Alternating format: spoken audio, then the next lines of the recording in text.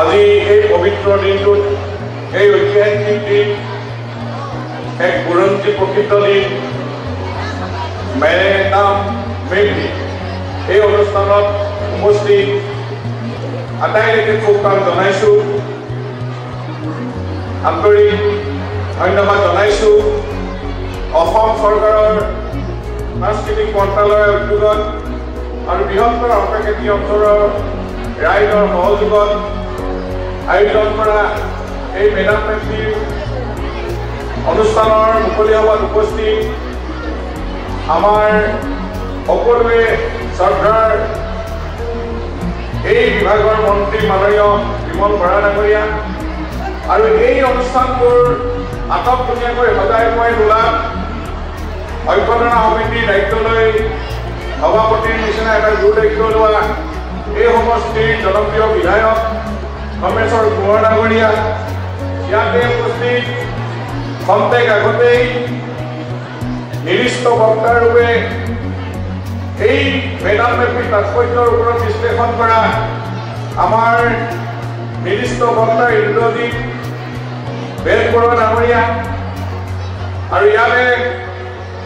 এই সভাৰ পৰা কিছু কামৰ কাৰণে গুচি গৈছে আমাৰ প্ৰাক্তন সাংসদ তপন গগৈ ডাঙৰীয়া ইয়াতে উপস্থিত থকা আমাৰ নৱনীতা হাতীকৈ তেখেত প্ৰাক্তন বিধায়িকা আমাৰ ইয়াত উপস্থিত থকা কাৰ্যকৰী সভাপতি বাণী চাংমাই ডাঙৰীয়া আৰু মূল ব্যৱস্থাপক অৰুণ গগৈ ডাঙৰীয়া জীৱন গগৈ সঞ্চালক উদযাপন সমিতিৰ লগতে ইয়াত উপস্থিত থকা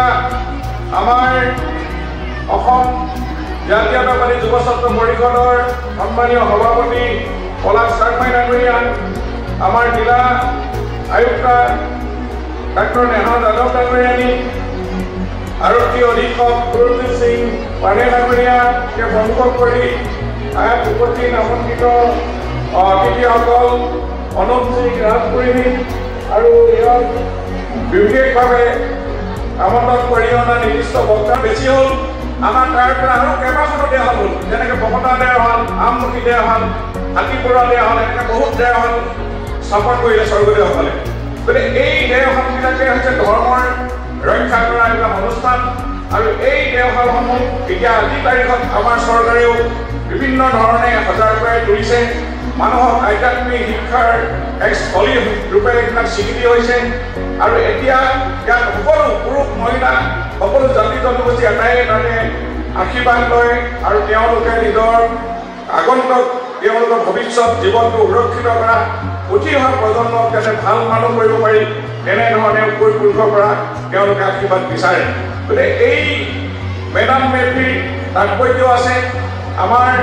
এই মেডাম মেফিৰ যোগেদি আমাৰ সকলোৰে মাজত সম্প্ৰীতি ভাৱ অধিক জাগ্ৰত কৰি তুলিব লাগিব আজিৰ তাৰিখত অসম গঢ়লৈ তুলিবলৈ হ'লে আমাৰ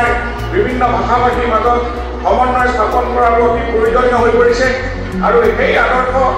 আমি স্বৰ্গদেউ চাওলুং চুকাফা অৰ্থাৎ বুৰঞ্জীৰ বা অতীতৰ পৰা আমি ল'ব লাগিব এই শিক্ষাই এই পন্থাই উত্তম পন্থা এই কথাটো আজি সৰ্বত্ৰে চৰ্চিত হৈছে মই সেইকাৰণে কৈছোঁ যে আজি গাঁৱে ভূঞে আজি ইমান প্ৰতি ঠাইতে মেডাম মেফি হৈছে সেইটো খুব ভালৰ লক্ষণ অন্ততঃ আমি নিজৰ উপৰি পুৰুষ পিতৃ মাতৃ আমি ক'ৰ পৰা আহিলোঁ আজিকালিতো কিছুমানে মোৰ দেউতাৰ দেউতা তাৰ পৰা তেওঁৰ কোন আছিল আমি পাহৰি যাওঁ এইবিলাকৰ বংশাৱলীৰ যোগেদি আমি সেইবিলাকত জনাটো আমাৰো প্ৰয়োজন আমি লিগেচি কৰোঁ আমি ক'ৰ পৰা আহিলোঁ 1228 খ্ৰীষ্টাব্দৰ স্বৰ্গদেউ চাওলুং চুকাফাই শ'লমাৰৰ পৰা আহি তেনেদৰে ইয়াৰ মুণ্ডন সংখ্যা অৰ্থাৎ সোণালী অসম গঢ়িলে আৰু তাৰ পৰাই কৃষি হওক বাণিজ্য সকলো গঢ় লৈ উঠাৰ এক কৌশল তেওঁলৈ আহিছিল এইবিলাকে বুৰঞ্জী অতীত আৰু অতীতৰ পৰা আমি বৰ্তমান আৰু বৰ্তমান আমাৰ ভৱিষ্যত গতিকে আমি ভৱিষ্যতটো আমাৰ সুৰক্ষিত কৰিবলৈ হ'লে আমাক এনেধৰণে আমি বুৰঞ্জীৰ চৰ্চা গৱেষণা আমাৰ খুব প্ৰয়োজন হৈছে